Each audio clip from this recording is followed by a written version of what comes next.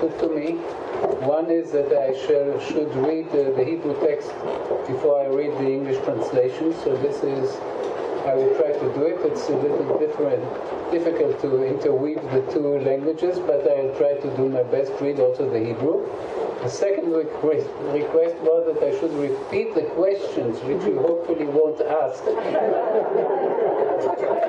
So I repeat them. All right? So we skipped quite many chapters in the book of Breshit and arrived this night at the awesome story of the Akedah. And may I say, when I speak with English-speaking persons, I usually think about the difference between Judaism and Christianity. If I speak in Hebrew, it doesn't occur to me that this is interesting, because the audience here, they don't compare themselves with another religion. But people who have been raised or grew up in an English-speaking country, they are in the shadow of the ruling religion. And I think it's very important to point out not only about the Jewish-Christian common heritage, but also of the deep differences between the two religions. And as I said last time, that we don't speak in Hebrew about the fall, and we don't speak about the initial, you say the initial sin? Thank you, the original sin. We don't, in Hebrew you say the binding of Yitzchak, the Akedah. In English you say the sacrifice of Yitzchak, and you see the whole difference between the two religions. Because Christians naturally regard the story of the Akedah as a prefiguration of the crucifixion. And they say in both stories, a father sacrifices his son. So, in the so-called in the Old Testament, the sacrifice is not executed. But in the New Testament, you have the real story. So they call it the sacrifice of Yitzchak, or they could call it the semi-sacrifice of Yitzchak. And the sign of Christianity is the cross. We speak about the Akedah, which means that there is a binding and there is no sacrifice. And the symbol of the Akedah is a shofar, which means not the glorification of sacrifice, but the glorification of Geulah, of redemption. So you see, the two religions, they use the same story, or they stand on the basis, on the common basis, but they go in very different directions. So we will always say Akedah in Hebrew, which is binding naturally. So the story starts, ויהי אחר הדברים האלה, והאלוהים ניסה את אברהם, ויאמר אליו אברהם, ויאמר הנני. And I have to speak a little about the first half of the story. In English it would be translated, and it happened after these things that God tested Abraham, and he said to him, Abraham, and he said, here I am. The phrase, אחר הדברים האלה, after these things, occurs quite often in the book of Breshit, and it has two different meanings. It may mean that now we start a new story after an unspecified interval. אחר הדברים האלה, some time elapsed, and we have a new story. The other usage of this expression is in connection to the former story, we have a continuation. And these two options stand before us, and we have to make a decision, not so easy. What is the meaning here? Does it mean you cannot understand chapter 22 unless you read chapter 21? Because chapter 22 happened after these things. Or it means we have an entirely new story. you can, I can decide between these two options only by rereading chapter 21, and we gave it to you in English too, and see whether there is a real strong connection between 21 and 22. So please look at the translation of 21, and you see, or I tell you, and you can see it, that in this chapter we have actually 3 stories. The birth of Yitzchak is the first story, the expulsion of Ishmael is the second one, and the third one is the pact between Abraham and the king of Gerar, a local king where in the Gaza Strip of today.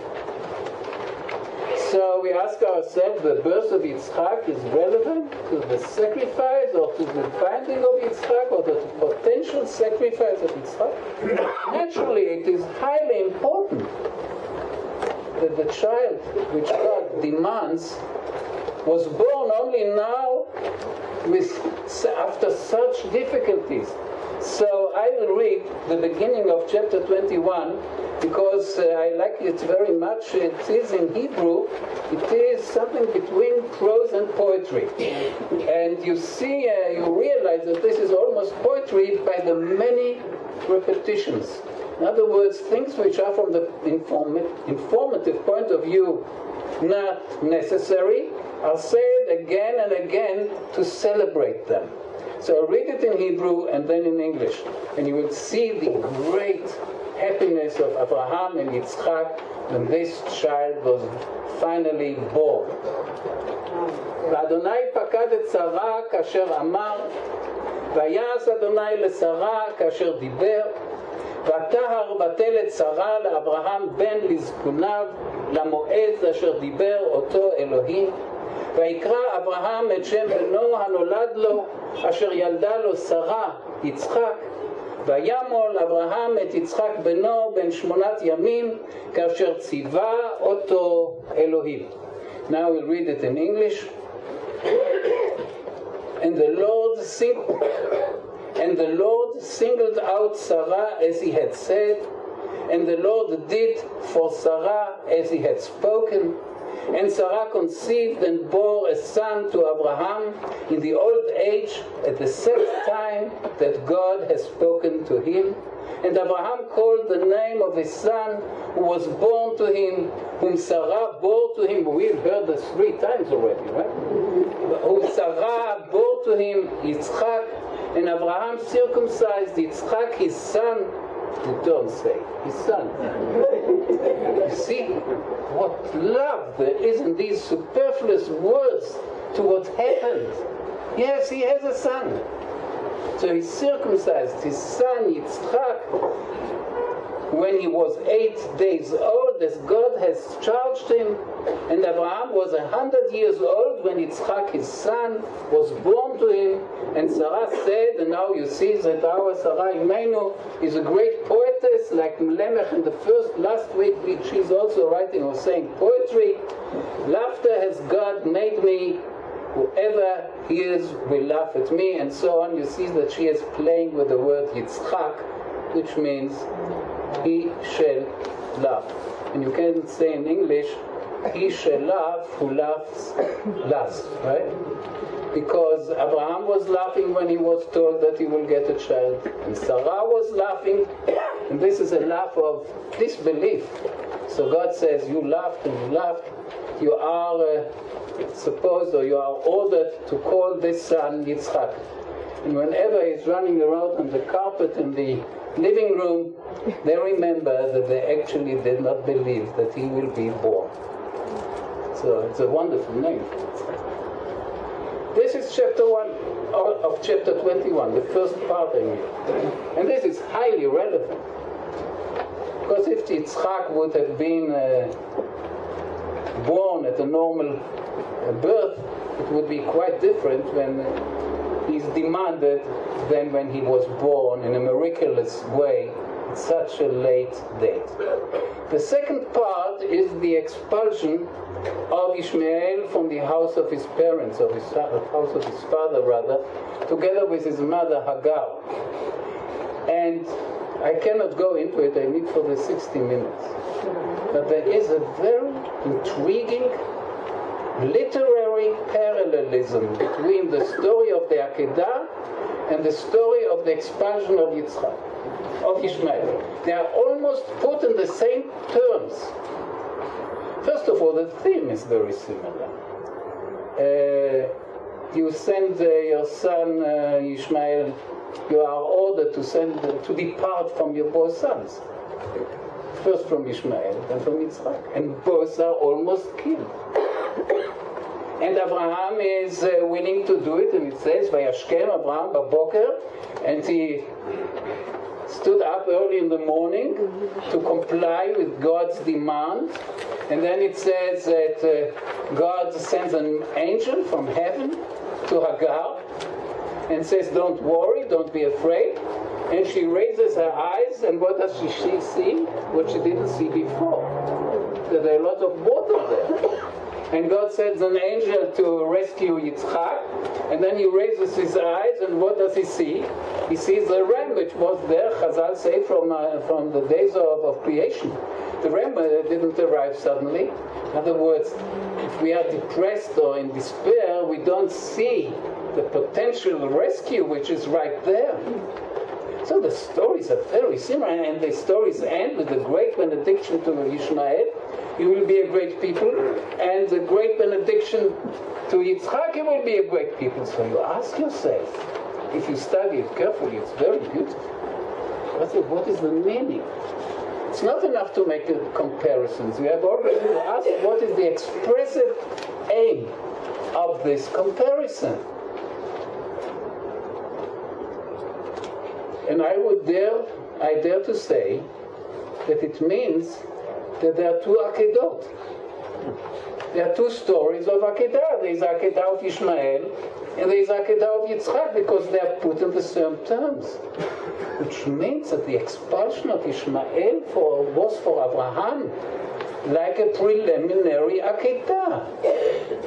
He has to sacrifice his son, his relationship to his son. Which makes the second Akedah much worse. Because now it's the only son of Yitzchak, of Abraham, right? You shudder when you realize that in chapter 21 there was already a preliminary Akedah. So we need to read the former chapter before we read this chapter. The last portion of the chapter 21 is, we could call it a political pact of non-aggression. The neighbors come to Abraham and say, we see that God helps you out, so please let us make a pact, and you will swear to us? Yeah. Swear.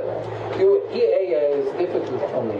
You will swear that your children won't attack our children? And if you read this, you can say that finally Abraham arrived at the Holy Land, or in the land of Canaan. Because look please at the very last verses of chapter 21, and you see that you can say that finally his aliyah reached its peak. So I read verse 33. And Abraham planted a tamarisk eshel. He planted a tree which is called eshel in Hebrew in Beersheba, which means that this Bedouin is starting to plant trees. You see, it's a deeper connection with the soil, right? It's not one tree. It's probably a couple of trees. And he invoked there the name of the Lord, and he built a synagogue, and he invoked the name of the Lord, everlasting God. And Abraham sojourned in the land of the Philistines many days. You know that no news is good news. Right? Many days, nothing happened. This is what we want, right? ויגור אברהם בארץ